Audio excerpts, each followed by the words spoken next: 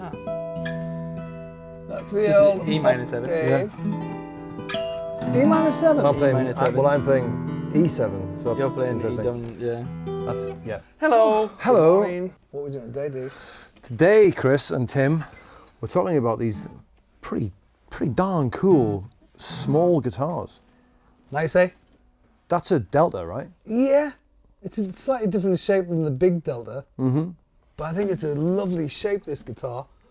It's cute, it's bluesy, it's compressed, you know, like...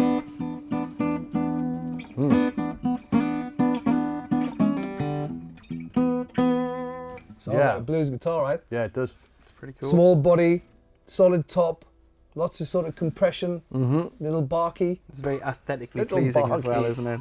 Little barky. What's that, D? This one is a lovely cutaway. It is an an LJP, right? BF. It's an LJP So that's 70. actually a prototype. Is it? Well, it's a sample of a new model. Ah, okay. So coming out in 2022. What is this wonderful wood? I've not seen this before. It's Palfero. And I've never heard of that before. Oh, is it? Yeah. What's Like Pal- what they use for fretboards on Yeah. these days. Some things. Yeah. So Palfero is, so if something is a rosewood, it's got to come from the species Dalbergia, and Dalbergia was the species that CITES restricted back in, was it 2017, beginning of 2018? Right. I can't remember when, but So that's when we all freaked out and thought, oh God, what we're going to use, you know, so like it sort of changed our thinking somewhat, everybody's thinking. I think Fender used Palfero for fingerboards, don't they? I think on like the Mexican range and the kind of Squire Classic Vibe and stuff, you get Palfero. So it's not actually a rosewood from a genetic sense, but very, very close.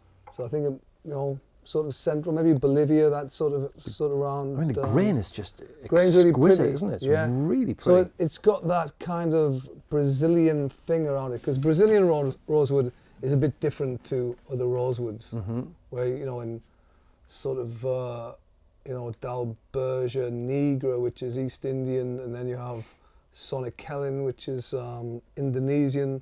You get much straighter, where the gold in tonewood is obviously Brazilian, and you can get those lovely swirling harmonies in Brazilian rosewood. So it does reflect that more. It's probably a little lighter. So it's pretty and it looks good and it sounds good. It's a pretty hard wood, so great for fingerboards, no doubt. And that's the prevalence of it would have been, you know, it's always been used certainly for fingerboards, but prevalence would have come from the CITES restriction on Dalbergia. So when they did that, there's all sorts of, like Cocobolo's a Dalbergia, and lots of other rosewoods from around the world, Asia and Africa. So they restricted everything. And then they, after some lobbying and some screams from industries, of which the music industry was one of them, they reviewed and they took the blanket sort of restriction from Dalbergia, which is all rosewoods, to certain things. And we're allowed to use Indian rosewoods, you know, Dalbergias again.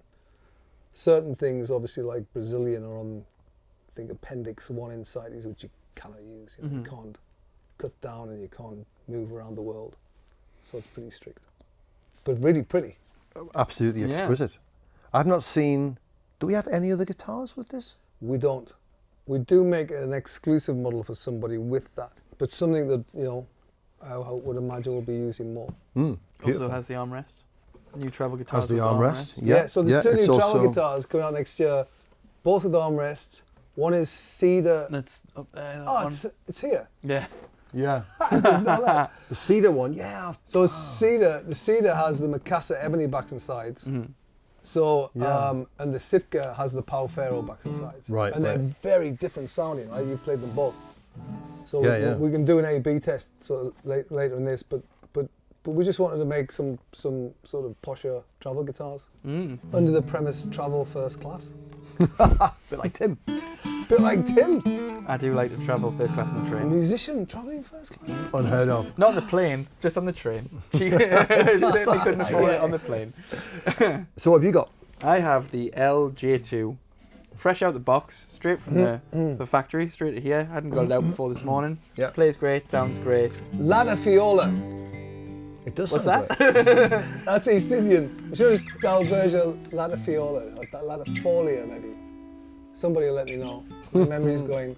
But yeah, this sounds, I don't know what the specs are on this fully, but I'm sure you'll be able to tell me. It's But got quite I a really like rich- it, me. Is that a plug-in or not? No, this isn't the pickup. You can get them with a pickup, but we don't. Right. This isn't. I didn't get the one sent over with the pickup because I didn't think we needed it. Yeah, it's great sounding. So when you make like small guitars, you get that tubbiness, Yeah. which you want some of that, especially on something like this, which is kind of bluesy, and you want it to be bluesy, you want that compression. But we did try and get as much clarity in that. So some small guitars and makers focus on, you know, as much, getting as much voice out of their small guitars as possible, which is great. We try to balance the projection or the amount of, or the loudness with some clarity, you know, getting some, Yeah, you know, some balance in it. I really like this. Like, yeah, as I said, straight out the box this morning. Should have probably got it out earlier, but I didn't, and it just sounds Yeah, it sounds really nice. great. And that's solid Sitka top, mahogany backs and sides. They do have an arch back, and arch back is, it just allows for a little bit more air. Is that why there's no bracing on the back? No bracing on the back, so the arch brings strength, Okay. and it, you know, makes the guitar a little deeper, so you got a bit more air volume going on. But yeah, It's got an arch too, isn't it? so that's got an arch Yeah. too. Yeah, I think don't want to leave you out. Glad to hear it. This one hasn't. This one. Oh, this one has. Gosh, does have a little one. Look at that. Yeah, they've all got the. I was checking. I took that one home for a couple of days and checked it out, and it's got the arch This back. is lovely. It's really balanced shape. I mean, this is great. The intonation's so there, you know. It's really Yeah. nice for a small guitar. Beautiful things. Which is your preference in? Aesthetically, I've got to say that one is a very. I love this. Pretty little guitar, thing. yeah. I think for That's- its size, I mean, That it's is- not. a very cool thing. You know, it's maybe what, 25% bigger than a baritone uke or something. Is it? Is that I all? don't know. I'm just guessing, but it's pretty small. I remember we weighed it. It's like, it's super light. Yeah, yeah. And don't know. It's just fun, and you kind of like really sort of get around it. You know. Yeah, yeah. It's like.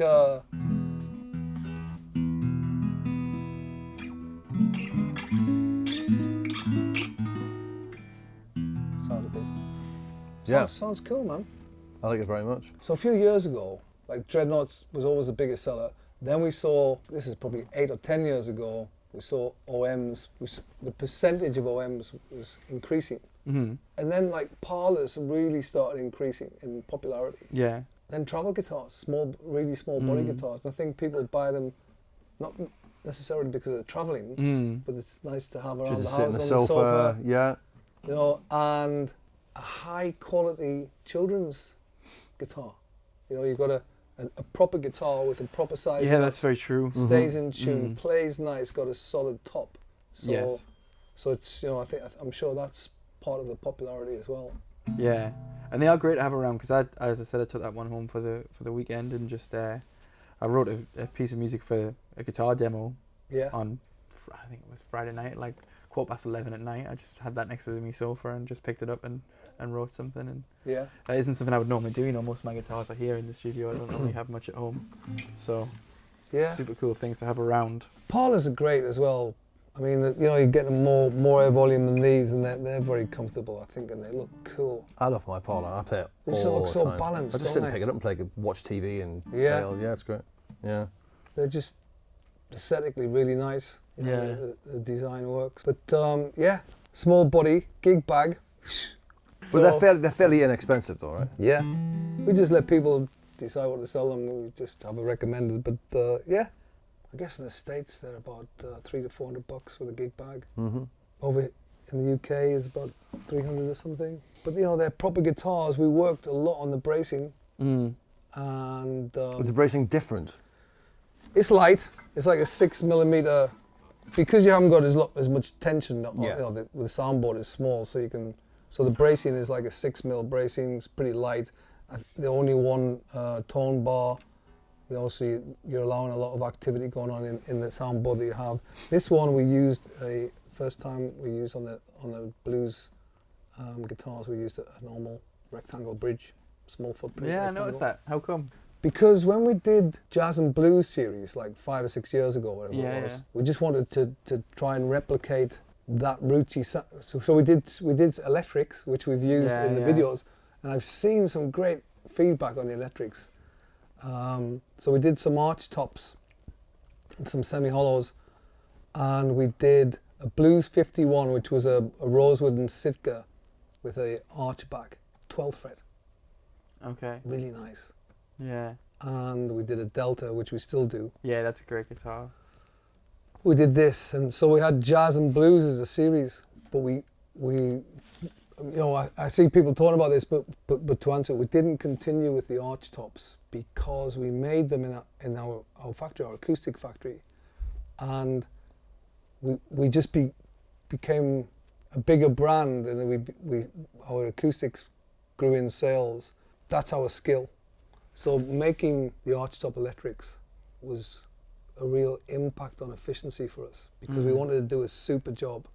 So it kind of slowed production down a lot, and we needed that production to keep up with the demand of acoustics. So we do plan, on 2 of the models we designed our own shape. Yeah. You know, obviously reminiscent of other archtop shapes. Well, the archtop that was here, it's got a P90 in it or something, is that right? Just got a single P90? There's actually 5 different models. Right. So there's a deeper body Jazz called a 350. There's a 32. There's that big body single cutaway with 2 P90s. Mm-hmm. There's the double cut with 2 humbuckers. Like the 335 style. Yeah. And so it was really fun doing that. And to help me out, I brought or asked this wonderful Japanese guy called Fritz Kato, who designed archtops and made archtops all of his life. And he came to the factory many times with me and helped us pull that through. They're great guitars. They're great guitars. Yeah. So hopefully we'll get back to, you know, to making them in the not too distant future. So that was the Jazz and Blues series. Long answer. Got you. So we decided to do a more traditional bridge style. I think it adds to how that guitar looks as well. You know.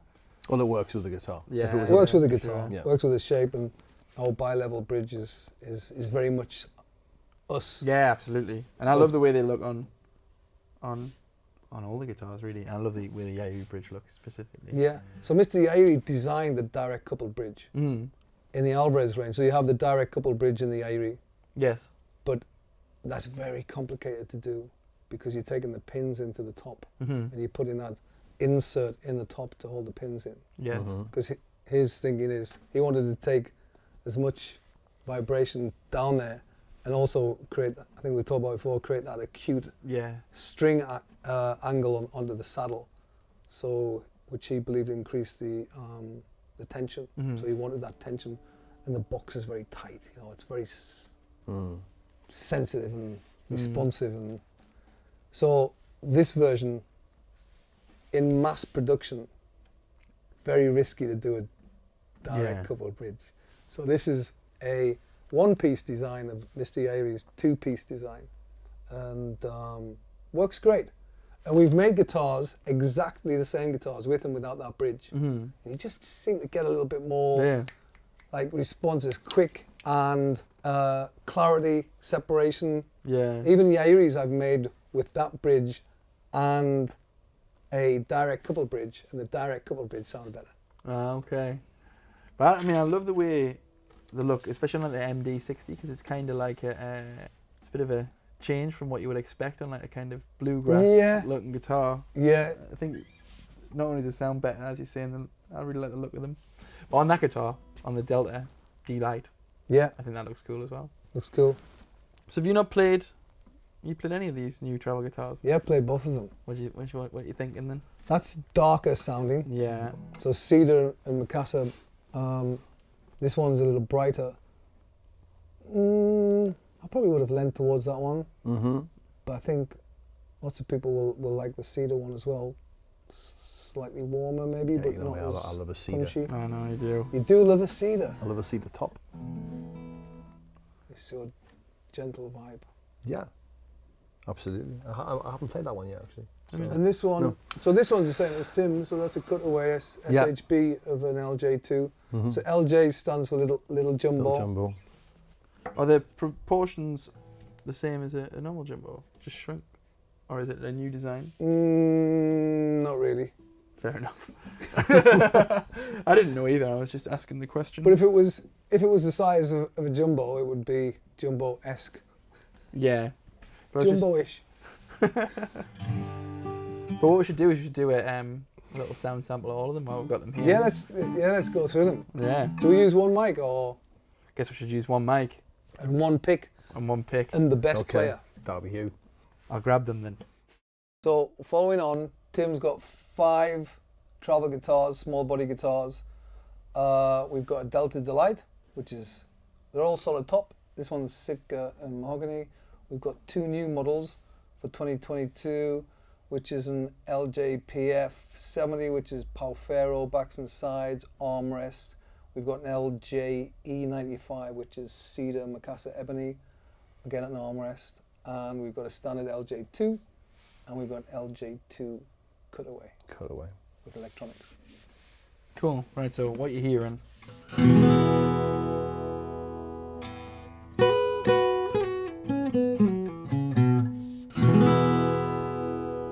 That's great for the size of the guitar, I think. Yeah. This might be coming up. Joint favourite for me. I can't tell which one I prefer the most out of this and the LJ2, but it's definitely one of these. Okay. Yeah. Next up is the Palfero LJPF 70. That's it.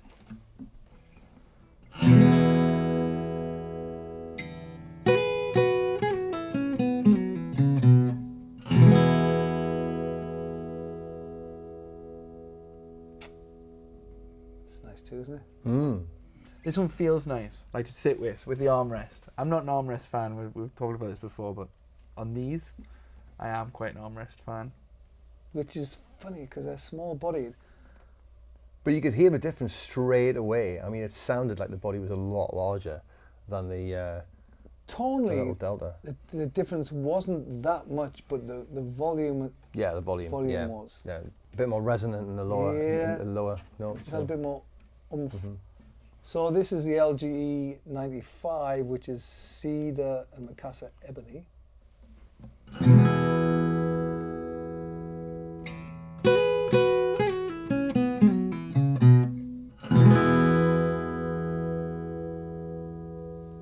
Darker. Isn't it? That sparkle, the sparkle that's there in the other guitar is not as present. I like a cedar, man. I like that. It's just like the trebles are darker. I like that.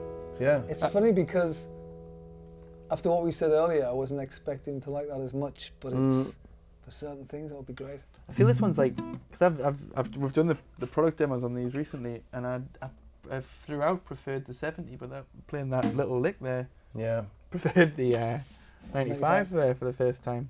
Right? And this is a LJ2 cutaway. Yeah, CE, SHB. Brighter.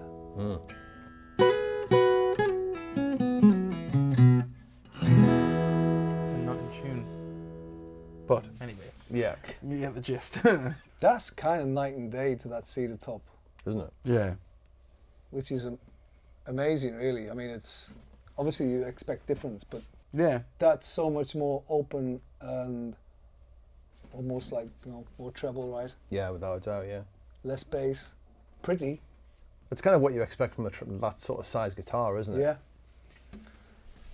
Standard LJ, no cutaway. Tim's favourite? I think so. Although this is Although you're just gonna. this is shattering my world. This